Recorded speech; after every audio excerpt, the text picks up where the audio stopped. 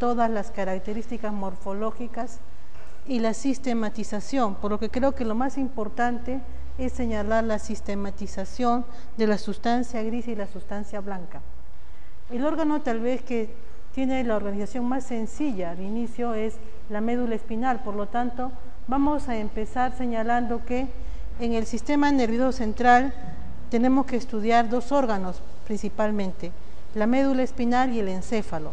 La médula espinal, como ustedes recordarán, está ubicada dentro de la columna vertebral en un conducto donde pueden apreciar cómo la médula ocupa toda la región, especialmente las 3/5 partes superiores, y esta médula espinal tiene segmentos cervicales, dorsales, lumbares y sacros, y esto es la estructura central. Hacia la médula espinal llegan fibras periféricas, denominadas los nervios espinales, que traen las señales sensitivas, y gracias a estos nervios también salen las señales motoras hacia los órganos efectores, que son los músculos y en otro caso las glándulas. La médula espinal, como ustedes recordarán, está a nivel de C1 hasta el espacio que hay entre L1 y L2. La médula termina en una estructura puntiaguda conocida como el cono medular. Observamos que la médula no es uniforme en todo su trayecto, tiene zonas mucho más anchas, denominadas intumescencias cervical y lumbosacra, donde hay mayor concentración de neuronas para inervar a los miembros superiores y miembros inferiores. Aquí vemos la zona más alta, hacia arriba la médula se continúa con el tronco encefálico, esto es una vista posterior, y en la parte final el cono medular es la última zona de médula espinal, y lo que se continúa son los nervios espinales que constituyen la caudequina y una prolongación de meninge que se conoce como el filum terminal. Este esquema les permite ver a ustedes los engrosamientos cervical y lumbosacro que habíamos mencionado. A partir de estas estructuras se van a formar el plexo braquial y el plexo lumbosacro. Estas son algunas características morfológicas de la médula espinal. Tienen ustedes el cono medular, la última porción, ¿no?, que termina entre L1 y L2. Todo el conjunto de fibras que quedan por fuera constituyen la caudequina. En este corte transversal podemos observar cómo la médula está en la zona central, hacia adelante el cuerpo vertebral, hacia atrás el arco posterior y el agujero de conjunción donde se ubica el ganglio espinal dorsal que contiene a la primera neurona sensitiva. Las fibras aferentes constituyen la raíz posterior, las fibras eferentes la raíz anterior. Estas fibras van a traer señales y enviar señales hacia la periferia, y este es el corte de la médula espinal in situ. Este es un corte más bajo mostrando las últimas fibras nerviosas que constituyen la caudequina o cola de caballo. Los medios de fijación hacia arriba, la continuidad de la médula con el tronco encefálico, hacia abajo el cono medular que se continúa con esa membrana conocida como filum terminal, que luego sale de la región de la columna y se constituye en el ligamento coccigio, o para otros ligamento sacro, que se fija en el hueso. Además de eso, la médula ubicada en el conducto está cubierta por meninges, la pía, la aracnoides y la dura madre.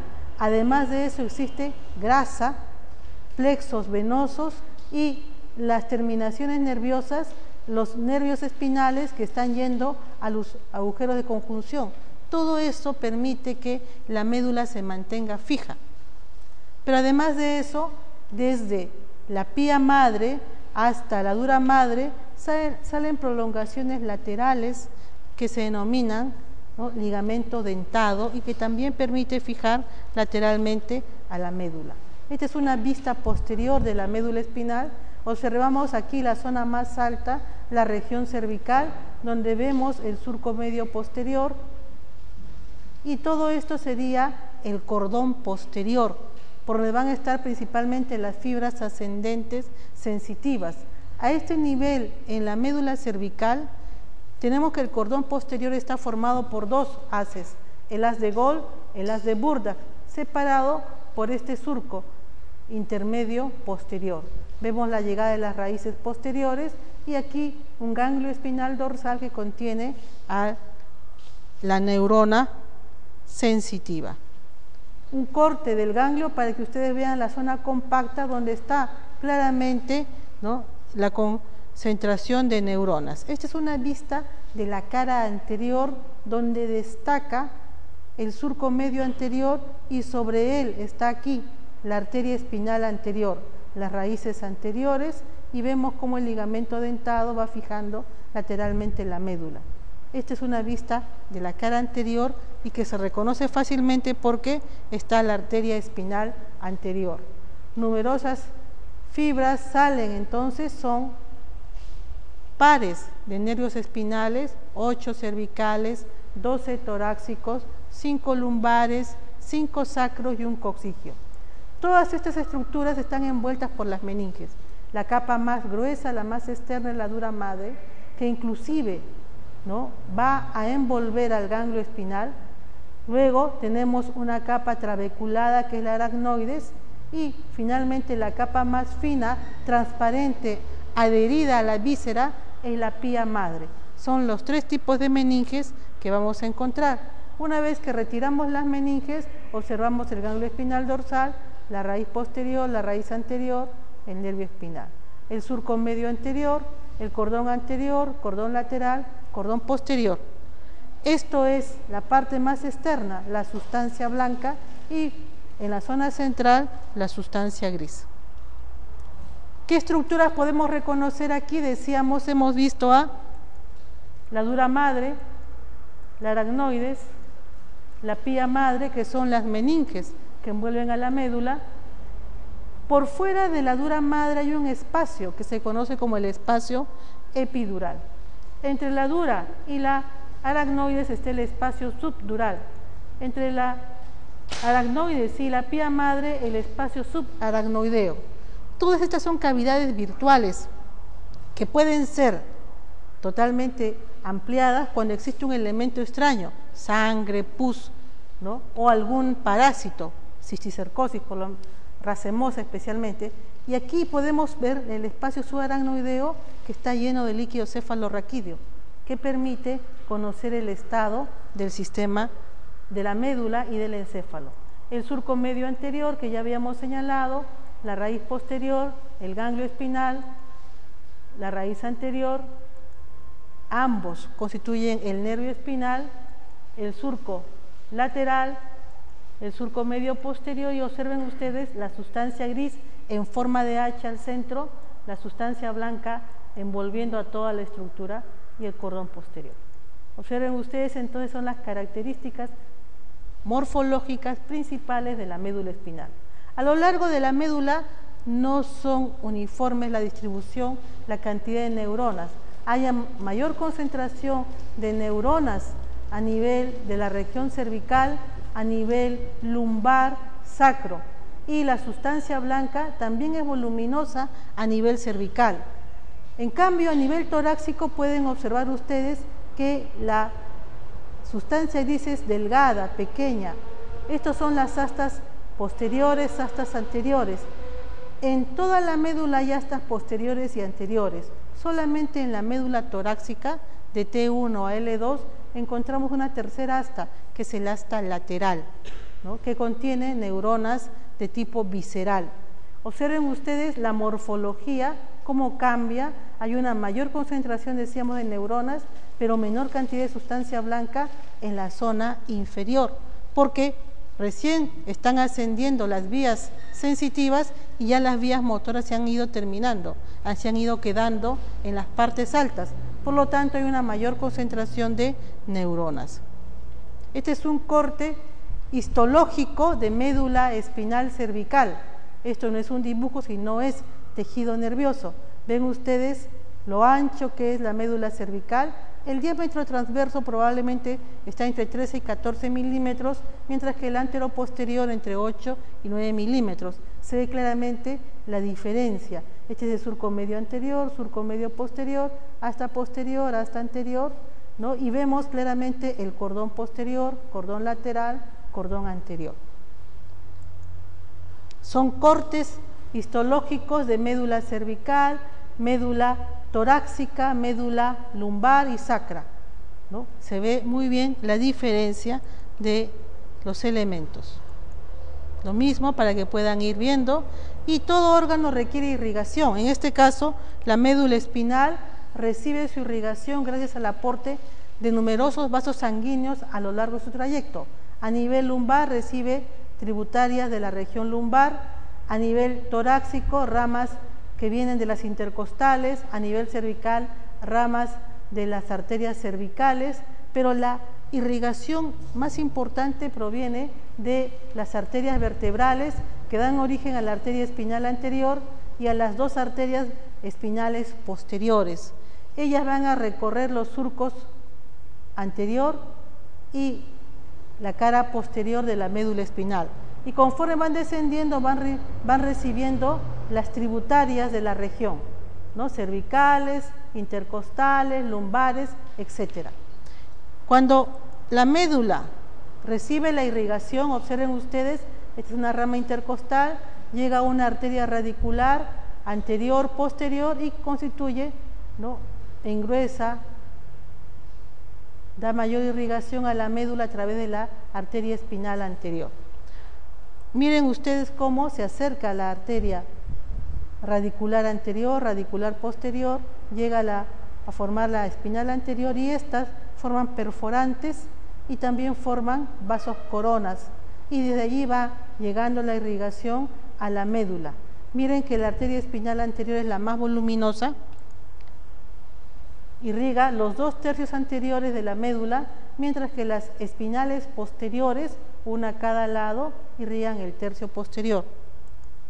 Vemos claramente aquí, tercio anterior, espinal anterior, tercio posterior, 2/3 anteriores, perdón, espinal anterior, tercio posterior, espinal posterior. Y las venas forman un gran plexo venoso a nivel de la columna vertebral, tanto por dentro de la dura madre como por fuera, y van a estar bastante conectadas con el sistema venoso de la región torácica, de la región abdominal, de la región pélvica. La congestión vascular que se pueda dar en los diferentes estadios de las personas pueden contribuir a procesos patológicos, especialmente puérperas, ¿no?, que pueden ya llevar a problemas de irrigación. Sistema nervioso periférico formado por los nervios que se van a formar gracias a los plexos braquial y lumbosacro que van a originarse en esta zona. Observen ustedes, toda la información que debe llegar al sistema nervioso está bajo la forma de energía. Puede ser energía mecánica, energía química, energía electromagnética. La energía mecánica, por ejemplo, el toque, ¿no?, la palpación; la energía mecánica, el ruido, el sonido, por ejemplo. Energía química, las fragancias que podemos oler, los alimentos que podemos degustar; y la energía electromagnética, la luz. Todos estos elementos van a permitir que podamos recibir información. Están bajo la forma de energía, pero el sistema nervioso usa, ¿no?, como lenguaje el impulso nervioso. Entonces hay áreas, zonas, estructuras que se van a encargar de transformar la energía mecánica, química, electromagnética e impulso nervioso. Esos elementos son los receptores. Tenemos entonces que hay receptores que van a transformar esta energía mecánica en impulso nervioso. Y hay varios tipos de receptores. En el caso de la médula espinal vamos a tener receptores que van a recoger información que puede estar en la superficie de la piel o puede estar por debajo de la piel. Esa información en general la denominamos sensibilidad. La energía que está a nivel de la piel se recoge por receptores que se han dividido en varios tipos. El sistema nervioso tiene receptores para capturar un tipo, un aspecto de la energía mecánica. Algunos podrán captar generar la señal del toque, otros del estímulo doloroso, otros de la temperatura, otros de la presión, otros de los desplazamientos. Entonces, hay varios tipos de receptores que van a formar varias vías. Vamos a hablar de las principales vías que tienen importancia clínica. Receptores en general pueden ser terminaciones nerviosas libres o pueden ser estructuras encapsuladas, como por ejemplo el corpúsculo de Meissner, el corpúsculo de Pacini o el uso neuromuscular o el órgano tendinoso de Golgi. Todos ellos son receptores que van a estar relacionados, van a estar dependiendo, van a tener conexión con esta primera neurona que está en el ganglio espinal dorsal. Esta neurona envía una fibra periférica para recoger la señal transducida y el axón que va a ingresar a la médula para llevar la señal. Entonces, cuando hablamos de órganos del sistema nervioso central, llámese médula espinal o llámese encéfalo, nos vamos a referir a la zona donde se concentran todos los cuerpos neuronales como sustancia gris. Y los axones que salen de estas neuronas van a constituir la sustancia blanca. Hay lugares característicos donde se ubica la sustancia gris dependiendo del órgano. En el caso de la médula espinal, la sustancia gris se ubica en la zona central en forma de H. Y la sustancia blanca está en la periferia. Ya hemos mencionado el asta posterior, el asta anterior, el asta intermedia o lateral, ¿no?, para la región torácica. En general, podemos decir que las neuronas que están en la zona posterior, en el asta posterior, son neuronas sensitivas, mientras que las neuronas que están en la zona anterior son neuronas motoras, en general. Y las neuronas pueden ser aquellas que recogen inervación de un órgano somático, o pueden ser aquellos que recogen información de un órgano visceral, de una víscera. En este esquema pueden ustedes observar cómo las fibras nerviosas llegan al asta posterior. Van a hacer sinapsis, van a hacer intercambio de información, se va a entregar la posta a nivel del asta posterior. La sinapsis permite entonces que la señal generada en el receptor y que viaja por la primera neurona pase a la segunda neurona. Y la segunda neurona lo que va a hacer es llevar la señal hacia centros superiores, en este caso específico hacia el tálamo óptico.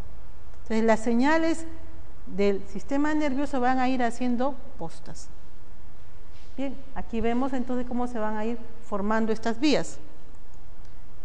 Esta es la sustancia gris que ahora se clasifica en capas, las capas de Rexed, la lámina 1, 2, 3 hasta la lámina 10 en números romanos.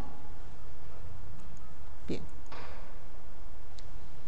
Las neuronas que están en la zona anterior son las neuronas motoras que envían las fibras para inervar a los órganos efectores como el músculo estriado. Bien. Las neuronas motoras se organizan a nivel del asta anterior, ¿no?, yendo a inervar a una estructura específica. Aquellas neuronas motoras ubicadas hacia la línea media van a inervar principalmente músculos axiales, en el caso de las extremidades, músculos proximales, y aquellas que están hacia la zona lateral van a inervar músculos distales. Aquellas neuronas que están hacia la zona dorsal van a inervar a músculos flexores, y aquellos que están hacia la zona anterior a los músculos extensores. Esta es la organización somatotópica que existe en las neuronas motoras. Esta es la organización más sencilla del sistema nervioso, una vía aferente, una interneurona que permite enviar la señal a una neurona motora para la vía eferente. Ese es el esquema más sencillo. Y hemos dicho que la sustancia blanca son los axones que se van a ubicar por fuera de la sustancia gris, formando un conjunto de fibras que vamos a denominar haces ascendentes, haces descendentes que van a llevar información o traer información. Entonces, los tipos de sensibilidad que vamos a ver van a ser sensibilidad esteroceptiva cuando los receptores están a nivel de la piel, cuando son superficiales, o información sensitiva propioceptiva cuando se recoge de receptores que están debajo de la piel. Información esteroceptiva, dolor, temperatura, tacto, que puede ser tacto protopático, tacto superficial o tacto fino discriminativo denominado tacto epicrítico.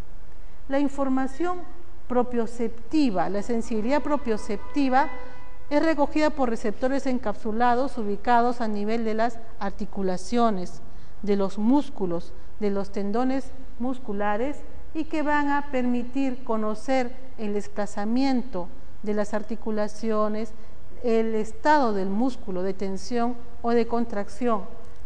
Estos tipos de información pueden ser inconsciente y consciente.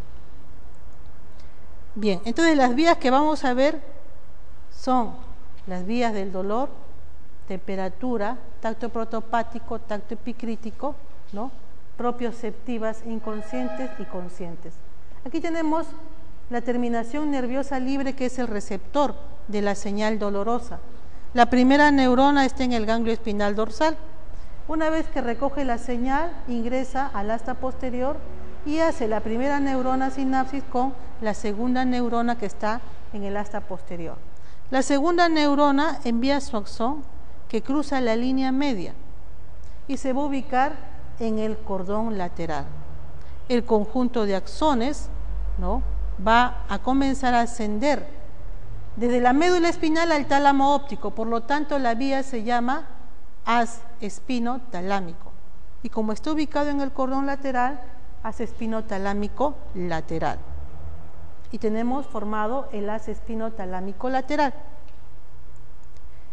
La vía que lleva señal térmica, hay un receptor encapsulado, la primera neurona está en el ganglio espinal dorsal, hace sinapsis con la segunda neurona ubicada en el asta posterior, la segunda neurona envía su axón que cruza la línea media, se ubica en el cordón lateral, el conjunto de axones nace en la médula, termina en el tálamo, por lo tanto se denomina haz espinotalámico lateral. Y lo tenemos ahí. ¿Qué significa? Que el haz espinotalámico lateral lleva dos tipos de fibras. La mitad dorsal lleva información térmica y la mitad ventral información dolorosa. La información táctil protopática es un receptor encapsulado. La primera neurona, siempre ubicada en el ganglio espinal dorsal, llega al asta posterior, hace sinapsis con la segunda neurona y la segunda neurona cruza la línea media. Se ubica en el cordón anterior. El conjunto de axones que nace en la médula y termina en el tálamo se denomina haz espinotalámico, pero como está en la zona del cordón anterior, por delante del espinotalámico lateral, se denomina haz espinotalámico anterior. Y tenemos el haz espinotalámico anterior formado, ubicado aquí. Miren ustedes cómo este conjunto de fibras forma un sistema anterolateral que lleva información sensitiva, dolorosa, térmica y táctil protopática. ¿Qué tienen en común estas vías? En común tienen que la primera neurona está en el ganglio espinal dorsal, que la segunda neurona está en la médula y el axón cruza la línea media. Y la vía anterolateral va a ascender por el cordón anterior y la lateral. Esa segunda neurona que trae información del lado opuesto del cuerpo ha de llegar hasta el tálamo óptico. Eso es lo común que tienen estas vías. Pero además de eso, existe una organización somatotópica en las vías. Quiere decir que las vías que están ubicadas hacia la zona, conforme llega la vía, la primera, la más inferior, aquella que viene de la región sacra se ubica acá, la región lumbar acá, la región torácica acá y la región cervical acá. Esa es la organización somatotópica que se va a dar en este sistema anterolateral. La vía táctil epicrítica. Los receptores también son encapsulados. La primera neurona está en el ganglio espinal dorsal. El axón ingresa a la médula, cruza la zona de Lissauer, pero no va al asta posterior, sino se va directamente al cordón posterior. El conjunto de fibras que se van a formar, ¿no?, se denomina el haz de Gol y Burdach, que va a estar ocupando el cordón posterior y van a comenzar a ascender. Ahí tenemos el haz de Gol y Burdach. Y aquí vamos a ver una organización somatotópica. Las fibras más inferiores van hacia la zona medial, proveniente de la región sacra, luego la región lumbar, la región torácica y la región cervical. Existe también entonces una organización somatotópica de esta vía táctil epicrítica. ¿Cuál es la diferencia entre esta vía y las tres anteriores que hemos visto? Que característicamente la primera neurona está en el ganglio espinal dorsal, envía el axón, ingresa a la médula, pero no hace sinapsis. Y está ascendiendo por el mismo lado. Entonces, la vía táctil epicrítica tiene una sola neurona que asciende desde la médula hasta el bulbo raquídeo y es ipsilateral, a diferencia de las otras vías cuya segunda neurona es forma una vía contralateral, ¿no?, y ha hecho sinapsis. Hasta aquí entonces tenemos las siguientes vías ascendentes formadas: el haz espinotalámico lateral, el haz espinotalámico anterior, el haz de Gol y Burdach. Vamos a ver ahora las vías propioceptivas. Primero, las vías inconscientes. Todas las vías propioceptivas inconscientes van a terminar en el cerebelo. Por lo tanto, son haces espinocerebelosos. El primero es un receptor encapsulado, puede ser el uso neuromuscular o puede ser el órgano tendinoso de Golgi. La primera neurona está en el ganglio espinal, llega a la médula, hace sinapsis con la segunda neurona y puede ocurrir que la segunda neurona envíe su axón cruzando la línea media y se ubique en el cordón lateral opuesto, en la zona anterior. Este haz se llamará haz espino cerebeloso cruzado o haz espino cerebeloso anterior, o también con el epónimo de haz espino cerebeloso de Gowers. Este haz espino cerebeloso de Gowers va a ascender hasta el tronco encefálico, hasta el mesencéfalo. Llegando al mesencéfalo, antes de ingresar a los pedúnculos cerebelosos superiores, se va a volver a decusar. De manera que la doble decusación hace que la información propioceptiva inconsciente siempre vaya al hemisferio ipsilateral. Ahí tenemos el haz espinocerebeloso cruzado. La vía propioceptiva inconsciente también tiene una vía directa. Receptor encapsulado, primera neurona en el ganglio espinal dorsal. Miren cómo ingresa a la médula y la segunda neurona envía su axón al mismo lado. El conjunto de fibras forma el haz espinocerebeloso directo, haz espinocerebeloso dorsal o haz espinocerebeloso de Flechy. Este haz espinocerebeloso directo asciende hasta el tronco encefálico, específicamente hasta el bulbo, y mediante los pedúnculos cerebelosos inferiores va a llegar al cerebelo. Aquí claramente entonces la vía es directa. La información propioceptiva que va por esta vía llega al hemisferio cerebeloso ipsilateral. Ahí tenemos. Entonces tenemos aquí las vías sensitivas, propioceptiva e inconsciente que se han formado. La vía propioceptiva consciente, receptor encapsulado, primera neurona en el ganglio espinal dorsal, llega, ingresa al cordón posterior y y el conjunto de fibras forma el haz de Golgi-Burdach. ¿Qué significa esto? Que el haz de Golgi-Burdach lleva señal sensitiva, táctil epicrítica, fina discriminativa, y lleva también señal propioceptiva consciente, ¿no? ¿Hasta dónde va a ascender esta vía? Hasta el bulbo raquídeo. Allí recién va a hacer sinapsis con las neuronas de los núcleos de Golgi-Burdach. Ahí tenemos entonces la vía, y son todas las vías ascendentes, ¿no?, que hemos descrito, que están llevando señales táctiles, esteroceptivas, propioceptivas: dolor, temperatura, tacto protopático, tacto epicrítico, propiocepción inconsciente y consciente.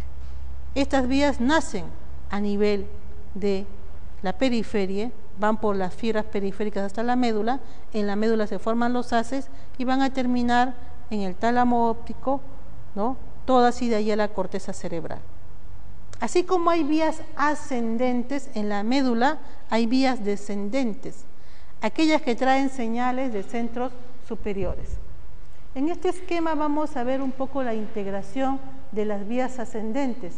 La información termoalgésica, dolorosa y térmica, decíamos, recoge por receptores la primera neurona en el ganglio espinal dorsal, la segunda neurona en el asta posterior de la médula, forman el haz espinotalámico lateral, que asciende por la médula, luego cruza todo el tronco encefálico y termina en el tálamo óptico, en el núcleo ventroposterolateral. Y luego, finalmente, la tercera neurona va hacia la corteza cerebral de la circunvolución parietal ascendente, área 3, 1 y 2 de Brodmann. En estos momentos ustedes tienen que ir quemando etapas, por lo tanto tienen que aprender las estructuras ya específicas, ¿no? Ya deben recordar cuáles son las áreas de Brodmann, ¿no es cierto? ¿Qué cosa es la circunvolución frontal ascendente, parietal ascendente? Estamos hablando aquí de vías finales sensitivas, ¿no? 3 neuronas para terminar en la corteza cerebral, circunvolución parietal ascendente. La vía sensitiva táctil protopática, primera neurona en el ganglio espinal, segunda en la médula espinal, y la tercera neurona en el núcleo ventroposterolateral del tálamo, y la tercera neurona hacia la corteza cerebral, circunvolución parietal ascendente, área 3, 1 y 2 de Brodmann. Finalmente, la sensibilidad táctil epicrítica, ¿no?, y profunda. Primera neurona en el ganglio espinal. Segunda neurona, ¿dónde? En el bulbo raquídeo, en los núcleos de Golgi-Burdach. Aquí recién la segunda neurona envía su axón, que cruza la línea media y llega al núcleo ventroposterolateral del tálamo, y del tálamo hacia la corteza cerebral, circunvolución parietal ascendente, área 3, 1 y 2 de Brodmann. Entonces, los sistemas sensitivos que se forman en la médula en conjunto van a formar un sistema anterolateral, táctil protopático, termoalgésico, que nacen separados y conforme van ascendiendo se van haciendo compactos en un sistema anterolateral. Mientras que la vía táctil epicrítica y la propioceptiva consciente asciende por el cordón posterior. Una vez que llega al bulbo, las fibras hacen sinapsis, la segunda neurona cruza la línea media y forma un haz que se denomina el haz lemniscal o lemnisco medio. Y este sistema lemniscal asciende por el tronco, formando a nivel del mesencéfalo la escuadra sensitiva junto con el sistema anterolateral. Así llega al núcleo ventroposterolateral del tálamo y de allí a la corteza parietal. La sensibilidad entonces tiene dos vías principales: a nivel de médula, el sistema anterolateral y posterior; a nivel del bulbo, la vía lemniscal y la vía extralemniscal. Así llegan al tálamo y del tálamo a la corteza. En la corteza cerebral, la circunvolución parietal ascendente también conocida como área sensitiva primaria, recibe las señales de todas las vías. Y en la corteza, en el área primaria, llegan así como están ascendiendo, vía para dolor, para tacto protopático, tacto epicrítico, etc. Y en las áreas secundarias es donde las neuronas van a integrar estas señales para poder dar unidad al estímulo táctil. En las áreas primarias, las neuronas se organizan somatotópicamente, de manera que aquellas que están cerca a la cisura de Silvio van a ser zonas que procesan señales provenientes de las áreas viscerales, ¿no? Como la cavidad abdominal, la faringe, ¿no? La laringe, etc. Luego, hacia la zona inferior de la circunvolución se reciben todas las señales sensitivas de la cabeza, de la cara, de las mucosas. Una gran representación de las zonas de la cabeza en la zona medial, una gran representación de la zona de la mano, especialmente la palma, los dedos, los pulpejos, especialmente el dedo pulgar, y una pequeña zona para recoger información proveniente de las extremidades del tronco. Y en la cara interna de esta circunvolución está la representación de los miembros inferiores, especialmente el pie y los órganos genitales. Esta distribución somatotópica de la información sensitiva se denomina el homúnculo sensitivo de Penfield. Este es un mapa que debemos tener en cuenta. ¿Por qué? Porque una lesión, un compromiso de la zona medial específicamente me puede dar alteraciones solamente de la cara, o si está en la cara interna del hemisferio cerebral, me puede dar trastornos solamente en el miembro inferior, del lado opuesto, evidentemente. Entonces hay que recordar esta organización, además la irrigación de estas zonas. Muy bien. Así como hay una vía sensitiva que termina en esta circunvolución parietal, hay una vía motora, la vía motora voluntaria, que se origina en la corteza cerebral prefrontal y que recibe aferencias de las zonas parietales. Todo este procesamiento de señales que se da en las áreas premotoras va a ir hacia el área motora primaria, circunvolución frontal ascendente. Aquí entonces las neuronas que están en esta zona van a dar origen a un conjunto de fibras que se van a conocer como el haz córtico-espinal y córtico-nuclear. Aquí tenemos en el esquema cómo claramente se ve que el área 4 recibe el estímulo que viene de áreas parietales hacia el área premotora y del área premotora al área 4, área motora primaria. Así como hay una organización somatotópica sensitiva, también hay una organización somatotópica motora, donde vemos cómo hacia la cisura de Silvio está la inervación motora de estructuras viscerales como la lengua, la laringe, para emitir el sonido, y aquí, en el tercio inferior, la inervación de los músculos de la cara, los músculos de la mímica, los músculos que permiten el movimiento de los globos oculares. En el tercio medio, la inervación para los músculos de la mano y el resto para el resto del cuerpo. Esto también permite formar un hombrecillo de cabeza conocido como el homúnculo motor de Penfield. La vía que se origina aquí nace de la corteza cerebral y debe llegar a la neurona motora que está en el asta anterior. Por lo tanto, la vía se denomina córtico-espinal. La neurona motora que está en el asta anterior de la médula va a terminar en el órgano efector, que es el músculo. Entonces, esta es la primera neurona, esta es la segunda neurona, algunos llaman neurona superior, neurona inferior. El conjunto de axones desciende, todos, y lo que hacen es, el 90% de las fibras, ¿no?, se decusa en el tercio inferior del bulbo, lo que se denomina la decusación piramidal. Este 90% entonces cruza la línea media y se ubica en el cordón lateral de la médula. Este es el haz córtico-espinal. la decusación piramidal en el tercio inferior del bulbo. Un 10% de las fibras permanece ipsilateral formando el haz córtico-espinal directo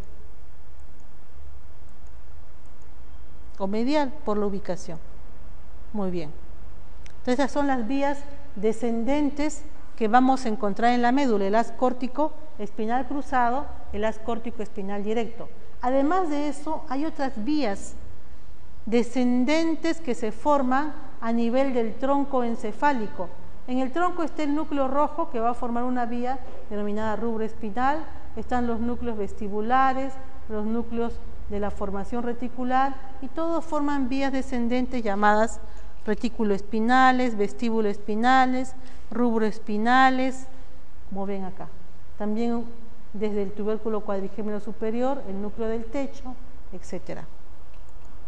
Este conjunto de vías que desciende por el tronco encefálico hasta la médula tienen como objetivo contribuir a la regulación motora. Algunos lo denominan sistema parapiramidal. Estas vías retículoespinal lateral, medial, olivoespinal, tectoespinal, rubroespinal, etc. ¿Qué es lo que hacen? Regular el tono y contribuir a la fineza y la calidad del movimiento. Van a dar terminaciones nerviosas, excitatorias o inhibitorias a nivel de la médula espinal. Observen ustedes, esta es la laminación de Rexed. El haz córtico-espinal llega y envía sus fibras, ¿no? Pero además de eso, otros haces descendentes están enviando fibras inhibitorias o excitatorias para regular la actividad motora. Las fibras o los haces descendentes mediales van a estar básicamente regulando la actividad motora de las fibras axiales, aquellas que contribuyen a la bipedestación, aquellas que son antigravitatorias. Entonces, mantenerlos erguidos gasta mucha energía, tanto de los músculos como del sistema nervioso. La contracción permanente tónica de los músculos de la región medial, de los músculos paraespinales, permite que no vayamos hacia adelante ni a los lados. Y más aún, cuando nos desplazamos o movemos la cabeza podría llevarnos hacia adelante o hacia atrás. Son las vías vestíbuloespinales, las tectoespinales, las que contribuyen a mantener ese equilibrio, esa regulación y que podamos estar realizando todo tipo de actividad erguidos, no sin estar yéndonos hacia los lados, no perdiendo el equilibrio. Entonces es la función de estos. Mientras que las vías laterales contribuyen a la inervación distal, especialmente de los miembros superiores, para que podamos realizar actividades bastante finas con las manos. Estas son las vías descendentes. Todas estas vías, córtico-espinal, olivoespinal, tectoespinal, rubroespinal, etc., todas terminan aquí, en la neurona motora alfa, que está en la médula espinal. Por lo tanto, esta neurona se le denomina la vía final común. Y esta neurona es la que va a inervar al músculo estriado. Y la contracción del músculo estriado es lo que va a permitirnos realizar el movimiento. Estas son las vías descendentes: haz córtico-espinal cruzado, rubro espinal, retículo espinal lateral, retículo espinal medial, córtico espinal directo, tectoespinal, vestíbulo espinal, olivo espinal. Todos estos son las vías ascendentes y descendentes de la médula espinal. Entonces, la importancia de la médula radica en que es la primera estación de las vías sensitivas del cuello para abajo. Todo lo que percibimos en todo el cuerpo tiene una primera estación en la médula espinal. Va a llevar toda la información sensitiva. Pero además de eso, la médula espinal tiene todas las vías descendentes terminales para la actividad motora. Hay una organización de vías ascendentes y descendentes en la médula. Pero además de eso, hay un circuito local, segmentario, que está dado por el arco reflejo. Cuando ustedes golpean con el martillo el tendón del bíceps o el tendón rotuliano, tienen una respuesta de contracción, que es de extensión en el caso del reflejo rotuliano. Eso les habla de integridad de la vía, tanto desde que se golpea la información sensitiva que viaja por una vía aferente, la llegada a la médula, a qué nivel, a qué segmento medular llega el golpe que está recibiendo la rótula, el tendón rotuliano, llega a nivel del segmento medular L4, y la vía periférica motora que regresa también llega por L4. Entonces me está hablando de un sistema de arco reflejo, de una organización segmentaria que se va a dar a nivel de la médula. Entonces en médula es importante las vías ascendentes, descendentes y además la organización segmentaria que se va a dar. Si por algún motivo interrumpimos en alguna zona la transmisión de la señal a nivel de T8, a nivel de T5, etcétera, donde yo realice el corte voy a interrumpir las vías ascendentes y voy a interrumpir las vías descendentes. Por lo tanto, no podré recibir información sensitiva, por lo tanto no podré enviar información motora voluntaria. Pero la organización segmentaria se va a mantener. Por eso que las lesiones medulares, ustedes, dependiendo del nivel, pueden ver que no recibe información sensitiva, que no puede realizar movimiento voluntario, pero cuando golpean con el martillo pueden obtener una respuesta exagerada del reflejo segmentario, ¿no? Bien. Así como hay información somática, también hay información visceral que llega a la médula espinal. Entonces, periféricamente, la información visceral se organiza en dos sistemas, simpático y parasimpático. Las vías sensitivas viscerales van a viajar entonces por estas dos vías, parasimpática y simpática. Las fibras viscerales sensitivas son las que van a predominar en el sistema parasimpático y generalmente van a traer señales de reflejos fisiológicos autonómicos, mientras que la información nociceptiva visceral va a viajar exclusivamente por el sistema simpático. Estas fibras son poco mielinizadas, de conducción lenta, y veamos, por ejemplo, en este caso, las fibras aferentes están en rojo. En el caso del corazón, del estómago, ¿no? Los receptores entonces van a enviar las señales por vías aferentes hasta llegar a los ganglios, a las neuronas viscerales que están en el ganglio espinal dorsal, y las vías periféricas van a ser, las vías motoras periféricas van a ser siempre dos. Vamos a ver. La señal sensitiva visceral, específicamente la señal nociceptiva, tiene una característica especial. Todos sabemos que existe un concepto del dolor referido. Hay vísceras que cuando se lesionan, cuando sufren isquemia, dan una manifestación dolorosa en una parte del cuerpo, una región superficial del cuerpo. El caso típico es el dolor referido del corazón, que siempre va hacia la cara interna del miembro superior izquierdo y hacia la región precordial. Entonces, ese dolor referido tiene una explicación. Las vías sensitivas somáticas, ¿no? Hablamos de T1, T2, etcétera, viajan por las fibras somáticas y tienen la neurona en el ganglio espinal dorsal. Las vías sensitivas viscerales, nociceptivas del corazón, que recogen la inervación dolorosa del corazón, viajan también por fibras periféricas y llegan al ganglio espinal, pero comparten la zona, el lugar.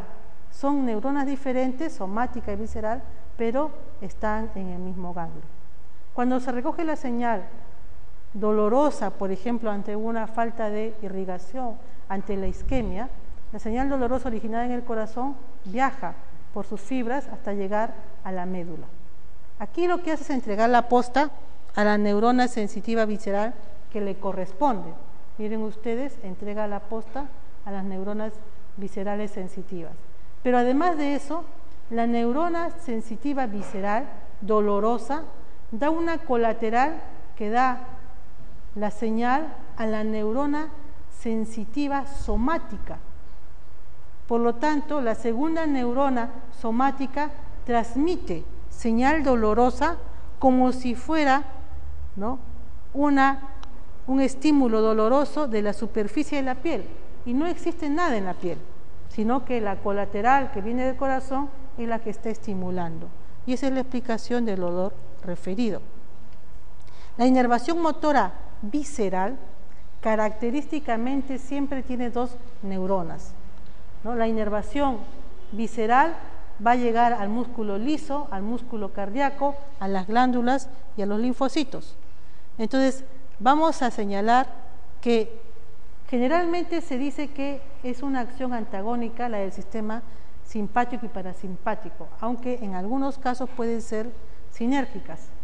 Las fibras musculares lisas de los vasos sanguíneos, del músculo esquelético y de la piel, así como las glándulas sudoríparas, van a ser inervadas por el sistema simpático.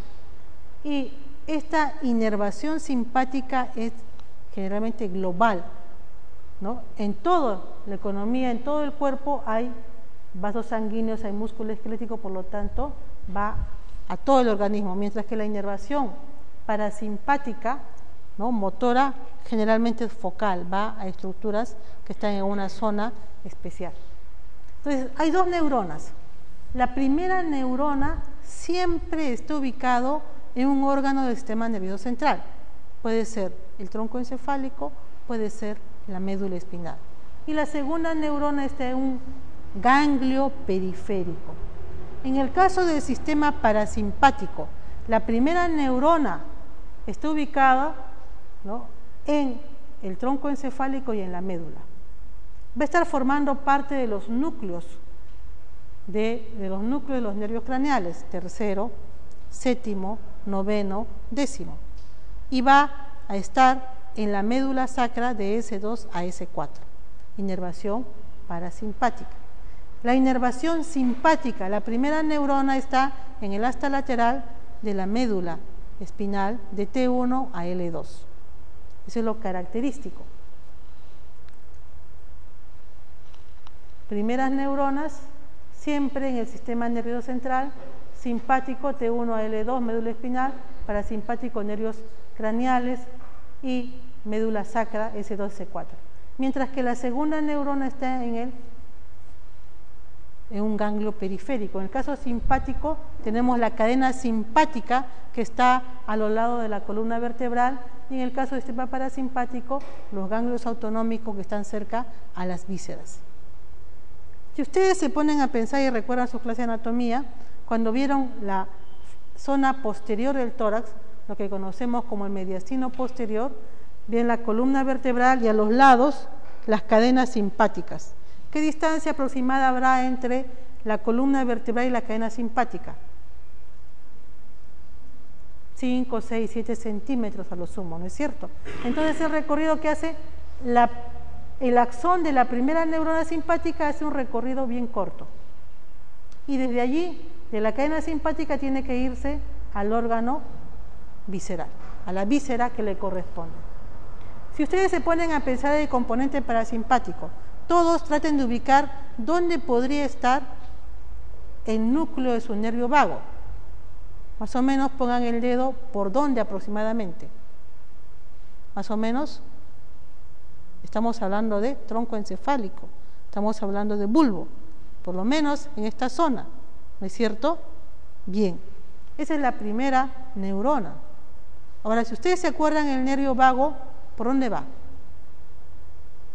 Sale por el agujero rasgado posterior, desciende por el cuello, va a la cavidad torácica, recorre el tórax, llega al abdomen, ¿no?, inerva al estómago y llega hasta la región abdominal, hacia los intestinos, ¿no? ¿Cuánto aproximadamente medirá ese nervio vago? Piensen en el nervio vago de cada uno de ustedes.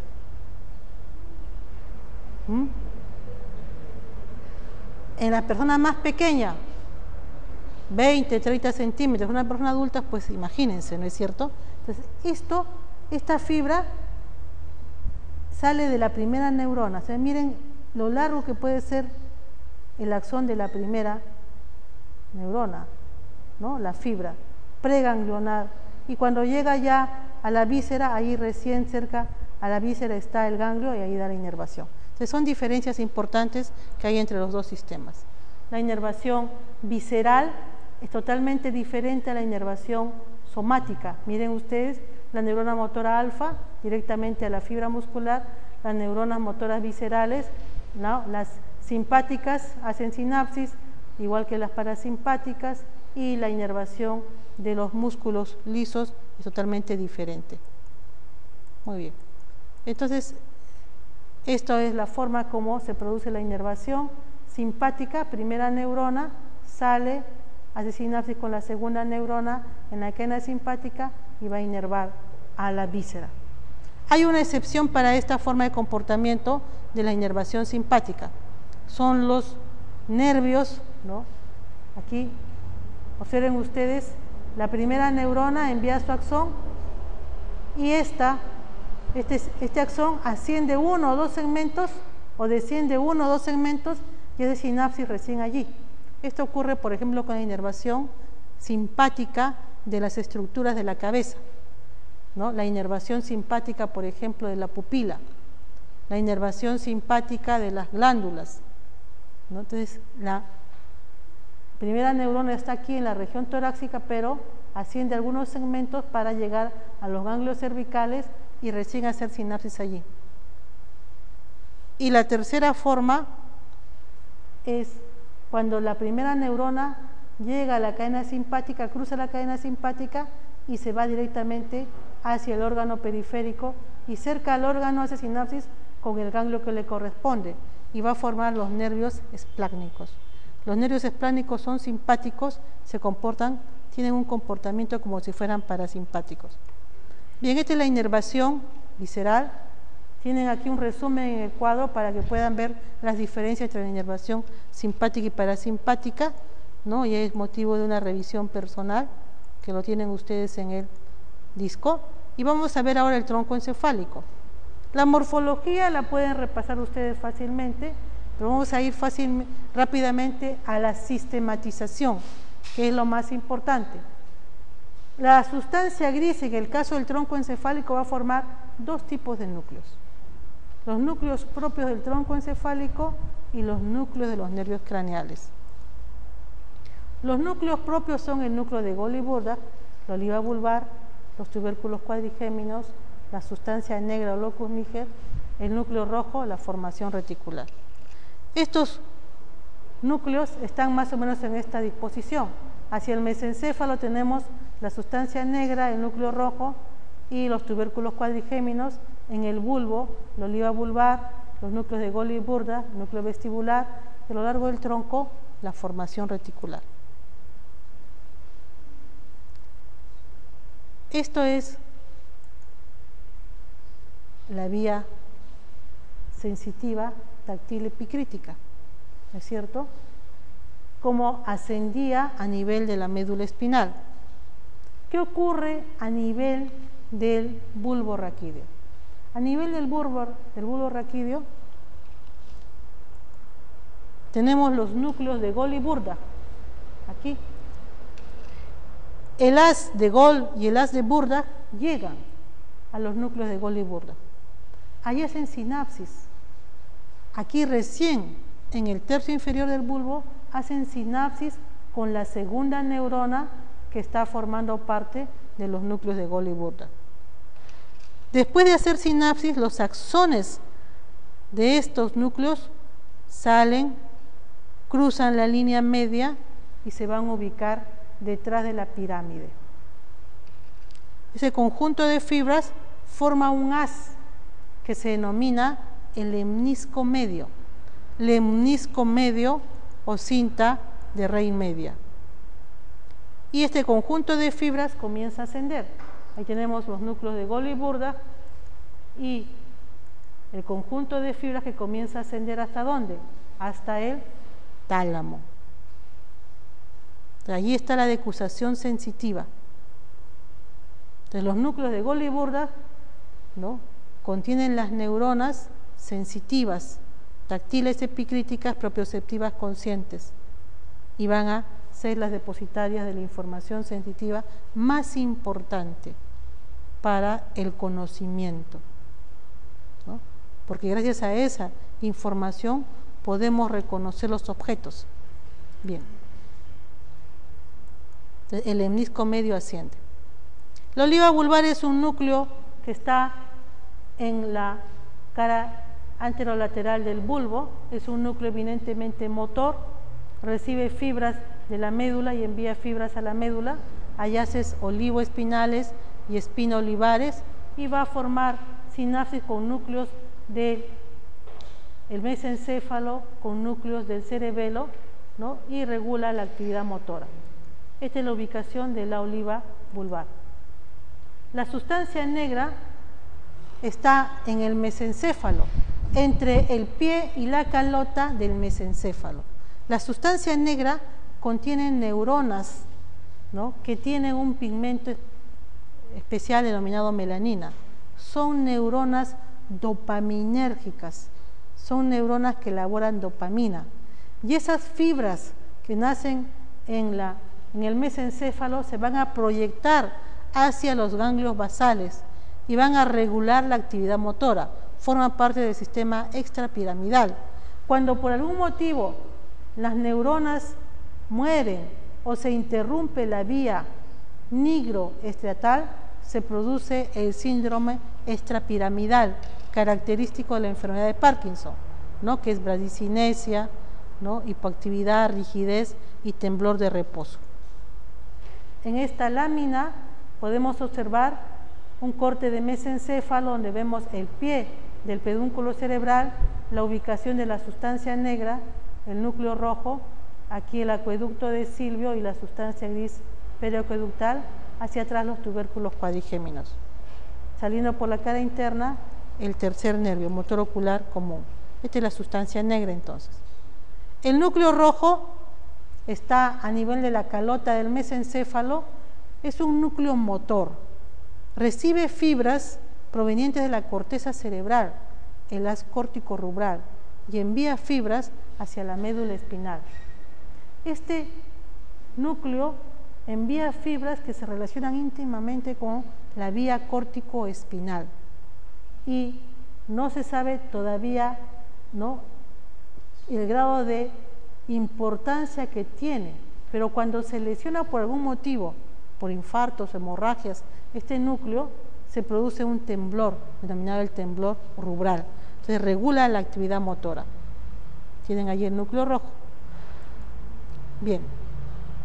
Entonces tenemos aquí la vía córtico-espinal descendiendo, la vía rubro-espinal descendiendo, y van juntas, la córtico y la rubroespinal, ¿no? Los tubérculos cuadrigéminos son 4, 2 superiores, 2 inferiores, y van a intervenir los superiores en la regulación de los movimientos oculares, en los reflejos oculares, ¿no? Y los inferiores van a formar parte de la posta de la vía auditiva, forman parte de la vía auditiva, los tubérculos cuadrigéminos inferiores. Bien, ahí tenemos.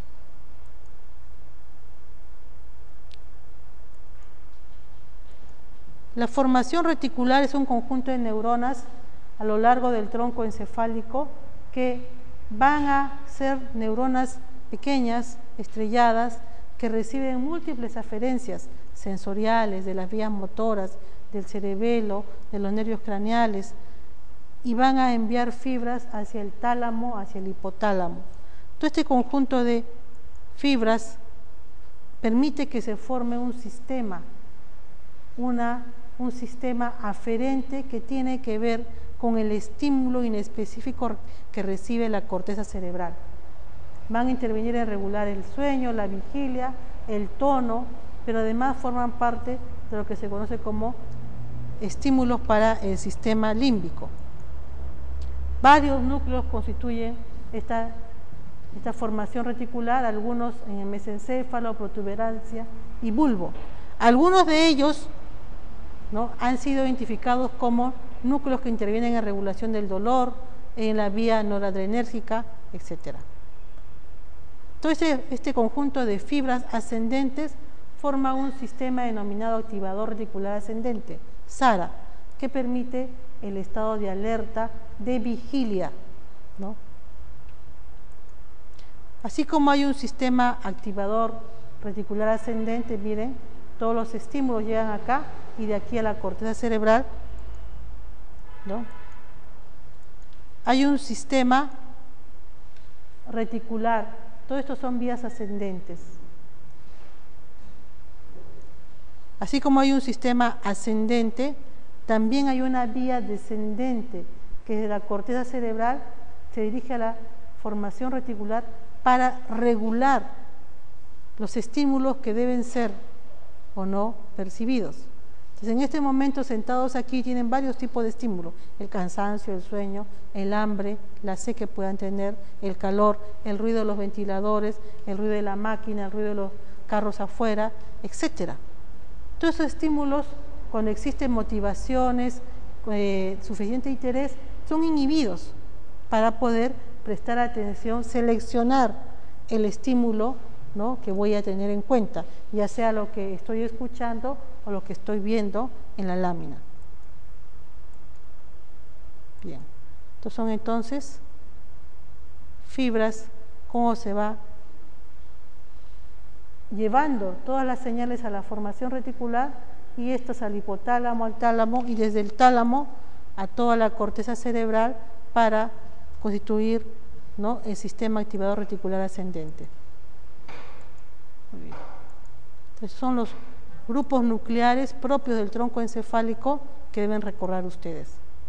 Y aparte de eso están los núcleos de los nervios craneales. A nivel de mesencéfalo, el motor ocular común, el patético en protuberancia, trigémino, motor ocular externo, facial, entre protuberancia y bulbo raquídeo, los núcleos cocleares dorsal y ventral, los núcleos vestibulares superior, medio, inferior y lateral, y el bulbo raquídeo, glosofaringio, vago, hipogloso, ¿no? La sistematización de la sustancia blanca. Los haces que están en el tronco encefálico pueden ser vías ascendentes y descendentes. Pueden ser vías que terminan en el tronco encefálico, son vías que atraviesan el tronco encefálico y son vías que nacen en el tronco encefálico. Por ejemplo, el haz de Golgi-Burdas, hemos dicho que termina en el bulbo. Viene desde la médula recogiendo toda la información táctil epicrítica propioceptiva consciente y termina en los núcleos de Golgi-Burdas. A partir de allí nace ¿quién? El hemisco medio. Los haces espinotalámico anterior y lateral nacieron en la médula, atraviesan todo el tronco encefálico en su camino hacia el tálamo. Los haces espinocerebelosos, el directo llega hasta el bulbo y mediante los pedúnculos cerebelosos inferiores termina en el cerebelo. El cruzado asciende hasta el mesencéfalo y antes de ingresar a los pedúnculos cerebelosos superiores se vuelve a decusar y termina en el cerebelo. Los haces espinoreticulares terminan en la formación reticular, espinotectal en los núcleos tectales, espinolivar en la oliva vulvar. Las vías descendentes. El haz córtico-espinal ya vimos cómo nace, cruza el tronco, el mesencéfalo, el puente, y en el tercio inferior del bulbo se produce la decusación. El haz córtico-nuclear son fibras que se originan en la circunvolución frontal ascendente y van a terminar en los núcleos motores de los nervios craneales. Los haces córtico-pontinos son vías motoras que terminan en el puente y de allí salen las fibras hacia el cerebelo. Y otros haces como el rubro espinal hacia el núcleo rojo, retículo espinal, ¿no?, que van a, rubro espinal hacia la médula, retículo espinal a la médula, ¿no?, tecto espinal, olivo espinal, vestíbulo espinal, que terminan en la médula como ya habíamos señalado, ¿no? Nuevamente las láminas que habíamos señalado, y esto es la vía final, que es la médula. Muy bien. La médula tiene una organización muy característica. Habíamos señalado neuronas sensitivas, neuronas motoras. ¿Y cómo cambia esta disposición de la sustancia gris a nivel del tronco? Debido a los siguientes fenómenos. Primero, recordarán ustedes que existe un haz córtico-espinal que a nivel de la cara anterior del bulbo hace prominencia, ¿no?, formando un cordón anterior que se denomina pirámide. En el tercio inferior de esta región del bulbo se produce la decusación piramidal y el conjunto de fibras compactas que estaban en la zona anterior, ¿no?, van a cruzar la línea media y ya no van a ser anteriores, van a ser laterales. Veamos, tenemos el corte de bulbo a nivel del tercio inferior, tenemos aquí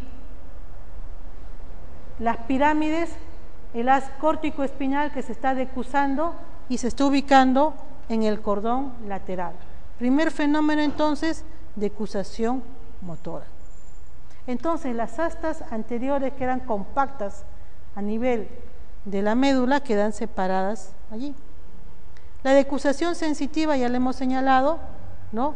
El haz de Golgi-Burdach llega a los núcleos de Golgi-Burdach, la segunda neurona cruza la línea media y se forma el menisco medio, de manera que se decapitan las astas posteriores.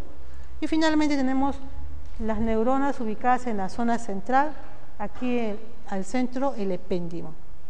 Pero además de eso, de la decusación motora y sensitiva, ocurre un fenómeno importante. El epéndimo se va yendo hacia la parte posterior y se va a abrir para dar lugar al piso del cuarto ventrículo. Y esto hace que las neuronas motoras se ubiquen hacia la zona medial y las neuronas sensitivas hacia la zona lateral. Pero hay más. Las neuronas van a formar varios grupos, ¿no?, varios núcleos a nivel del tronco encefálico. Esto debido a que en la cabeza los órganos que están en la cabeza van a derivar de los arcos faringios y van a tener otra estructura. Mientras que a nivel de médula hablamos de inervación motora somática, visceral, inervación sensitiva, ¿no?, somática y visceral y somática, aquí tenemos que dividir.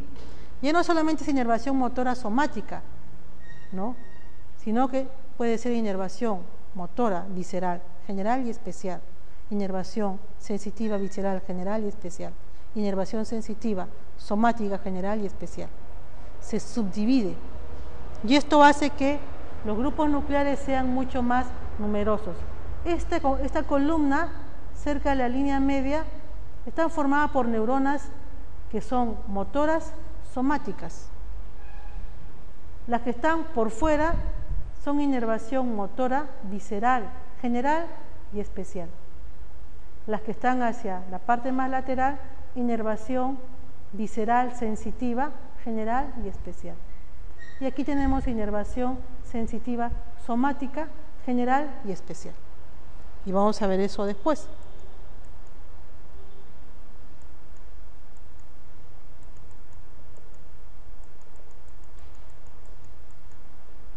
Bien, los componentes de los nervios craneales decimos son sensitivos motores. Sensitivo somático general, sensitivo somático especial, sensitivo visceral general, sensitivo visceral especial. Motor somático general, motor visceral general, motor visceral especial. ¿Debido a qué? A que el músculo esquelético derivado de los arcos faringios constituye una columna visceromotora especial. El arco 1 va a formar músculos masticatorios inervados por el trigémino. El arco 2, músculos de la mímica inervados por el facial. El arco 3, músculo estilofaringio inervado por el glosofaringio. El arco 4, músculos constrictores, musculatura intrínseca de la laringe, músculo del paladar, etcétera, inervados por el vago. Entonces, esto hace que sea más complicada la conformación de los núcleos de los nervios craneales. El motor ocular común es denominado tercer nervio craneal. Tiene dos componentes: motor somático general para músculos, como son el elevador del párpado, recto superior, inferior, recto interno, ¿no? Y esto es la columna somática, ¿no?, general. Hay varios grupos nucleares a nivel del mesencéfalo para inervar músculos específicos. Miren, cada músculo tiene un núcleo específico, ¿no? Este conjunto de fibras sale del mesencéfalo por la cara interna del pedúnculo cerebral, recorre la base del cráneo, atraviesa el seno cavernoso o estando ubicado a nivel de la pared lateral del seno cavernoso, ingresa a la cavidad craneana mediante lo que conocemos como la hendidura esfenoidal y va a inervar a los músculos que hemos mencionado. Primero se divide en dos ramas y después va a inervar a cada uno de los músculos que hemos mencionado. El otro componente importante del motor ocular común es el núcleo parasimpático, también denominado visceral motor general. Recuerdan que decíamos la inervación visceral parasimpática tiene su primera neurona formando parte de los núcleos de los nervios craneales. Entonces esta. El núcleo de Edinger-Westphal va a inervar a una víscera. ¿Qué víscera es esa? El músculo esfínter de la pupila. Es músculo liso. Es componente involuntario, automático, autonómico. Entonces, la primera neurona está en el mesencéfalo, la fibra preganglionar va a ir acompañando al motor ocular común hasta que llega a la cavidad orbitaria. En la cavidad orbitaria, las fibras parasimpáticas se separan, llegan al ganglio ciliar, hacen sinapsis con la segunda neurona y las fibras postganglionares salen con el nombre de nervios ciliares cortos y van a inervar al cuerpo ciliar para el reflejo de acomodación y al esfínter de la pupila para producir la miosis. Entonces, cuando yo con un haz de luz, con una linterna, ilumino la pupila, inmediatamente se produce el reflejo fotomotor de miosis. La vía aferente, ¿quién la lleva? El segundo nervio, el nervio óptico. El nervio óptico, gracias a fibras que van del cuerpo geniculado externo, pasa al mesencéfalo, hace sinapsis con este núcleo de Edinger-Westphal y finalmente va a inervar después al músculo esfínter de la pupila. Esta es la ubicación, esta es la posición del núcleo del motor ocular común. El patético es eminentemente motor, está a nivel del mesencéfalo, a la altura de estos tubérculos cuadrigémenos inferiores y va a inervar al músculo denominado oblicuo mayor o también conocido como oblicuo superior. Característicamente el núcleo envía su axón que sale por la cara posterior y antes de salir se decusa. Recuerden ustedes que este es el único nervio cuyas fibras se decusan antes de salir y es el único que sale por la cara posterior del tronco encefálico, por debajo de los tubérculos cuadrigémenos inferiores. Luego rodea la cara lateral del mesencéfalo y aparece en la zona anterior. El motor ocular externo, núcleo eminentemente motor, somático, general, va a inervar al recto externo, ¿no? Este núcleo es importante, este nervio es importante porque es el que tiene un recorrido más largo intracraneal, va por toda la base del cráneo. Cuando llegan al seno cavernoso, el motor ocular común y el cuarto nervio están en la pared lateral del seno cavernoso. Uno, tercero arriba, cuarto abajo. Pero el sexto va junto con la arteria carótida interna. Se baña junto con la carótida interna en el seno cavernoso. Este nervio que tiene tanto recorrido y que es tan delgado, es un nervio bastante sensible a la hipertensión endocraniana, al aumento de la presión intracraneana. De manera que una paresia del sexto les habla de sufrimiento intracraneano, pero no les permite ubicar lesión, ¿no? Habla de aumento de presión, pero no necesariamente si es el lado izquierdo tiene que estar o va a ser a nivel del puente, etcétera, sino que les permite decir hay sufrimiento está de este lado y nada más, ¿no? Inclusive en hipertensión intracraniana severa pueden estar los 2 sextos comprometidos. Bien, bastante sensible por su ubicación.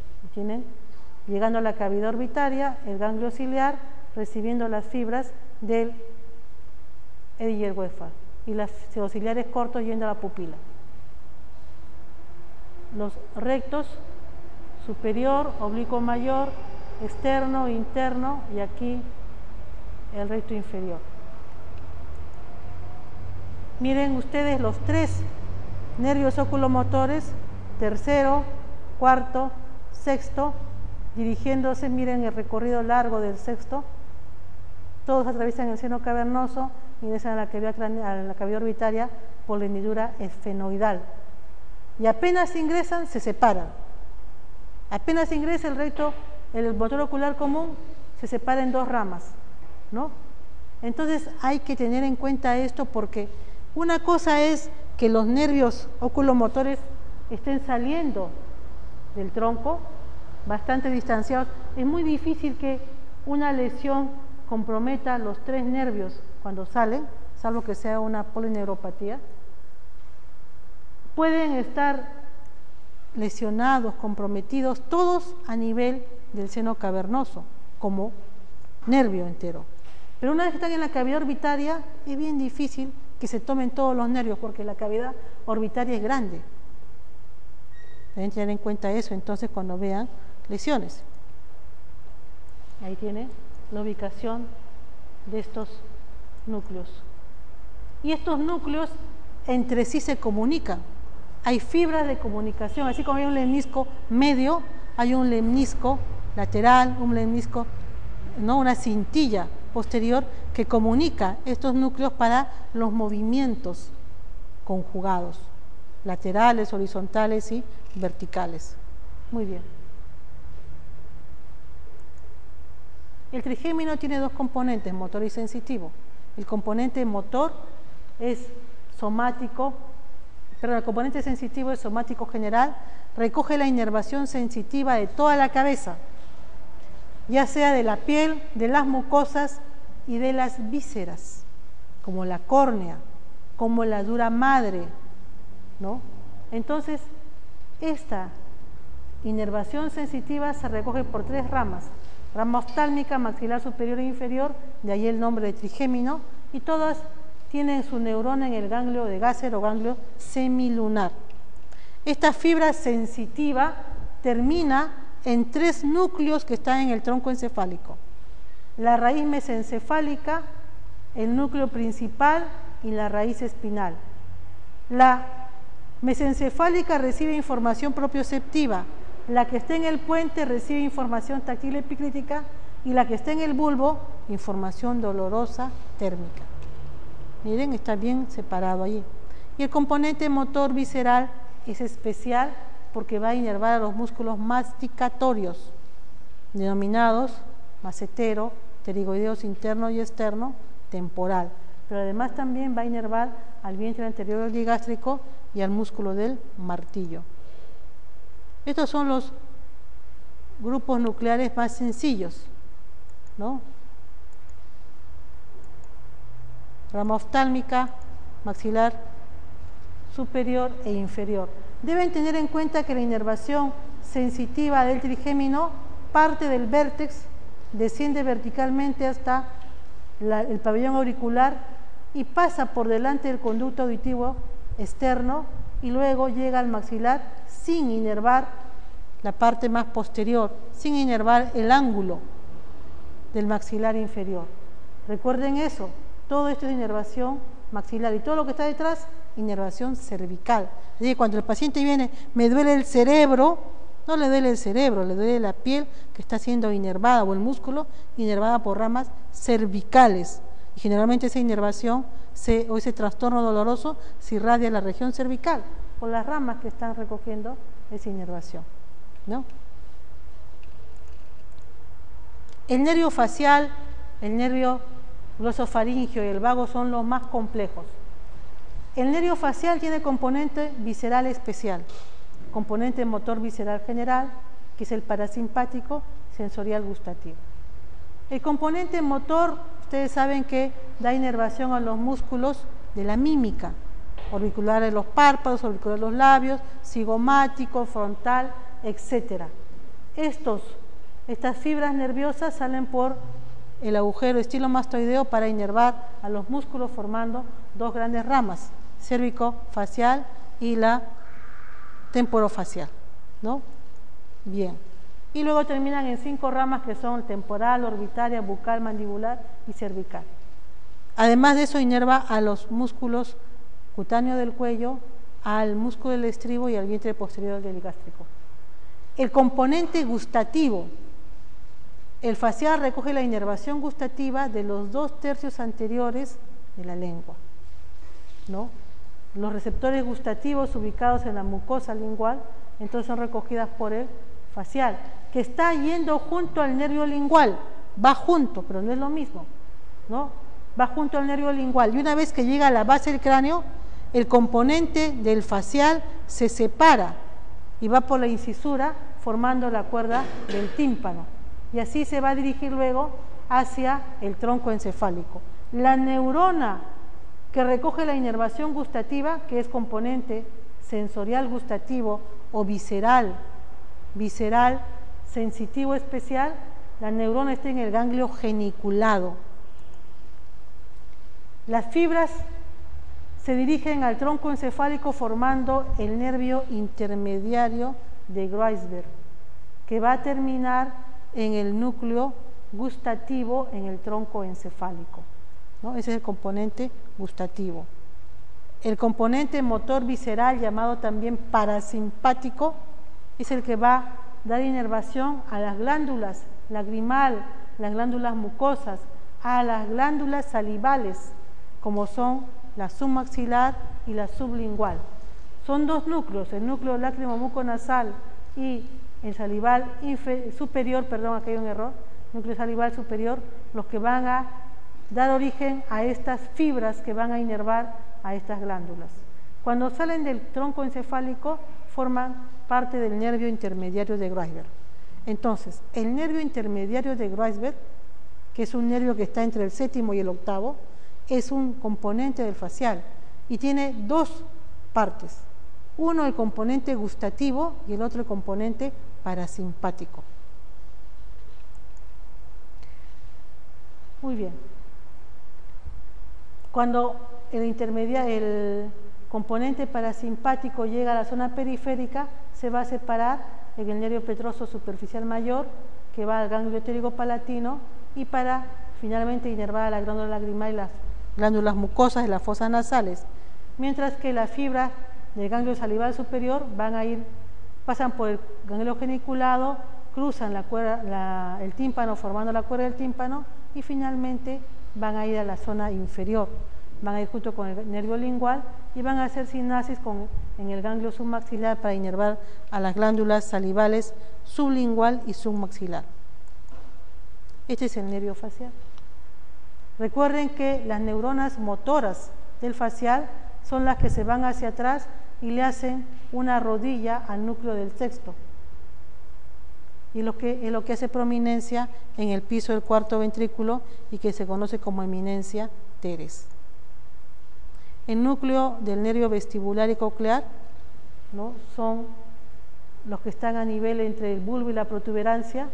Los receptores de la audición, que están en el oído interno, forman el órgano de Corti. Aquí están los receptores cuyas neuronas están en el ganglio espiral.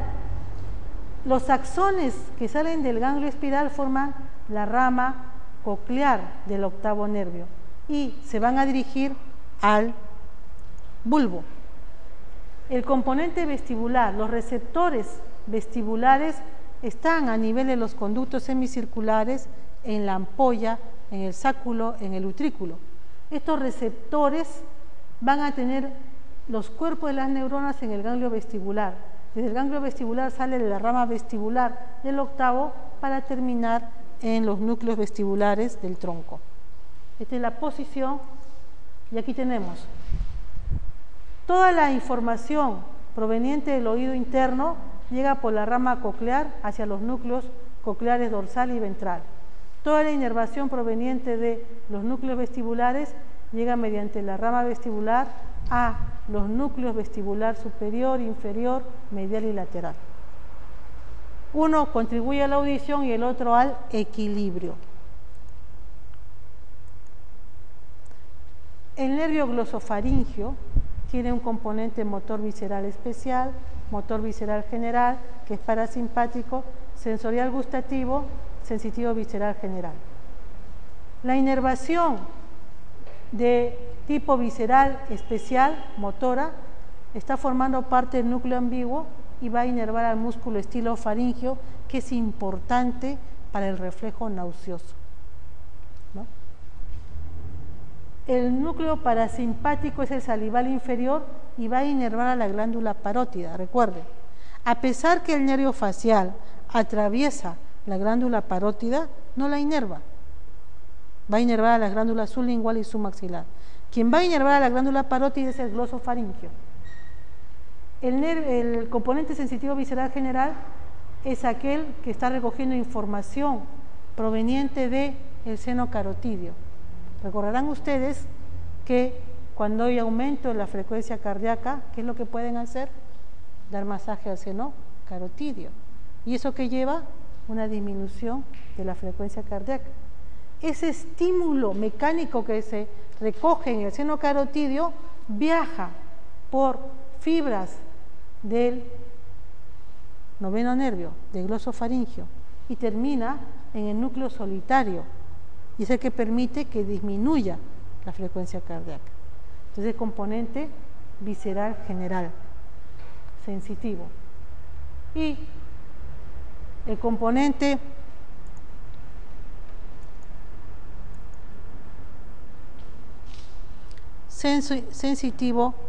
sensitivo visceral especial es el componente gustativo, que es recogido por las fibras que están en el tercio posterior de la lengua. La señal gustativa es recogida por el glosofaringio y termina en el núcleo gustativo en el bulbo. Este es el componente del glosofaringio y finalmente el componente del vago. El vago tiene componente motor visceral especial, motor visceral general, parasimpático, sensorial gustativo, sensitivo visceral general. Los núcleos están a nivel del bulbo raquídeo. El componente motor visceral es el núcleo ambiguo, el parasimpático el núcleo dorsal del vago. El gustativo recoge inervación gustativa de las áreas del epiglotis, de la laringe, de la base de la lengua. Y el componente sensitivo visceral general recoge inervación del callado de la aorta. Aquellos quimiorreceptores que están en el callado de la aorta envían su señal mediante las ramas del vago. Bien.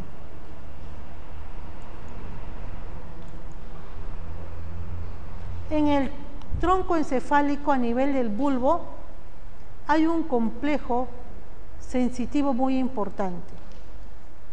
Hay un núcleo sensitivo, visceral, general y especial. El componente sensitivo general está denominándose el núcleo solitario y allí termina la información sensitiva que es llevada por el glosofaringio y por el vago. Y en la parte más apical, este núcleo se continúa con el núcleo gustativo. Y este núcleo gustativo va a recibir fibras provenientes del facial, del glosofaringio y del vago. Y va a llevar la señal gustativa a los centros talámicos. Entonces, miren ustedes, alrededor de este hay un conjunto de fibras que van llegando a estos núcleos y eso es lo que se conoce como el fascículo solitario. El nervio espinal está compuesto por núcleos o neuronas somáticas motoras. El nervio espinal en el sentido estricto de la palabra no es un nervio craneal. Las neuronas están en el asta anterior de la médula cervical Lo que ocurre es que los axones salen de la médula, ascienden, ingresan a la cavidad craneana por el agujero magno, se reúnen con fibras del vago y vuelven a salir de la cavidad craneana por el agujero rasgado posterior. Entonces, durante mucho tiempo se pensó erróneamente que era un nervio craneal y que en algunos casos se le atribuía componente motor para la inervación de los músculos vocales, pero no es así. Toda la inervación de los músculos de la laringe está a cargo del vago. Entonces, este nervio es eminentemente somático-motor y es en el encargado de inervar al músculo trapecio y al músculo esternocleido-mastoideo. Tiene la posición de la ubicación de este nervio. Finalmente, el hipogloso, componente netamente motor somático general, está formando un núcleo bastante largo a nivel del bulbo y va a inervar a los músculos de la lengua, tanto intrínsecos como extrínsecos. Estamos hablando del lingual, longitudinal superior e inferior, transverso, vertical. Estamos hablando del iogloso, palatogloso, estilogloso, geniogloso. Bien. Esto entonces es el componente motor. ¿Alguien tiene hora, por favor? ¿Me pueden decir?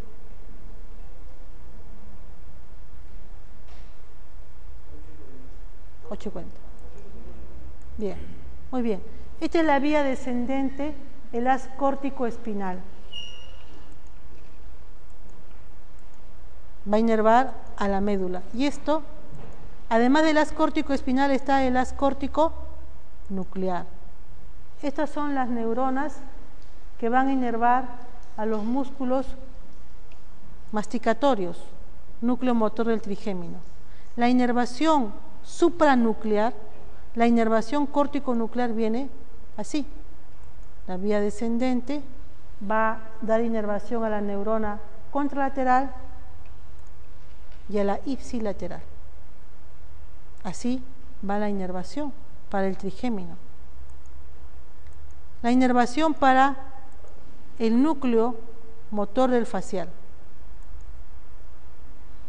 Cuando el núcleo motor del facial inerva el tercio superior de la cara, los músculos frontales, la inervación supranuclear viene ipsilateral y contralateral.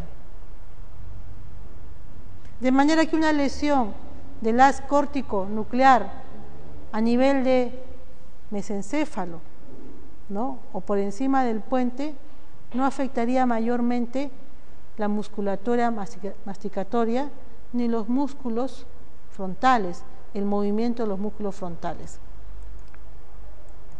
Bien.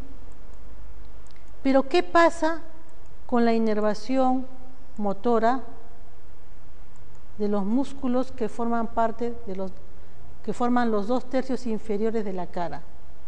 Los músculos van a recibir solamente inervación contralateral. ¿Ya? Esta es la característica de la inervación córtico-nuclear. A nivel del facial, los músculos que están en el tercio superior son inervados por núcleos que han recibido inervación supranuclear ipsi y contralateral, mientras que los 2/3 inferiores de la cara solamente reciben inervación supranuclear contralateral. Por eso es cuando tengo una hemiplegia, un compromiso del haz córtico espinal y córtico nuclear por encima del mesencéfalo, siempre la hemiplegia va a ir acompañada de una parálisis facial, ¿no?, del mismo lado de la hemiplegia. Se llama hemiplegia directa. Pero ¿qué pasa si yo tengo una lesión a nivel del puente? Supongamos que este es el puente del lado derecho. Tengo una lesión acá, una hemorragia que lesiona el núcleo del facial. ¿Qué voy a tener? En el lado derecho. ¿Qué voy a tener acá? Parálisis del facial en el lado. ¿Cómo que izquierdo? Estoy diciendo que es el lado derecho. parálisis facial derecha. ¿No es cierto? Estoy hablando, tengo compromiso del núcleo del facial en el lado derecho. ¿Qué tendré? Parálisis facial derecha. Y mi lesión, mi hemorragia acá, ¿a quién me va a comprometer? Al haz córtico-espinal que está descendiendo por este lado, que está en el lado derecho. Cuando llegue al bulbo recién se va a decusar, por lo tanto, puede tener la hemiplegia ¿de qué lado? Del lado izquierdo. Y es lo que llamamos hemiplegia en alterno, el síndrome de alterno. Cuando las lesiones cerebrales se dan en el tronco encefálico, se compromete el nervio craneal de la zona lesionada y el hemicuerpo contralateral. ¿Se acuerdan? Entonces tienen que recordar eso acá. Bien. Bueno, luego la inervación de los otros grupos nucleares.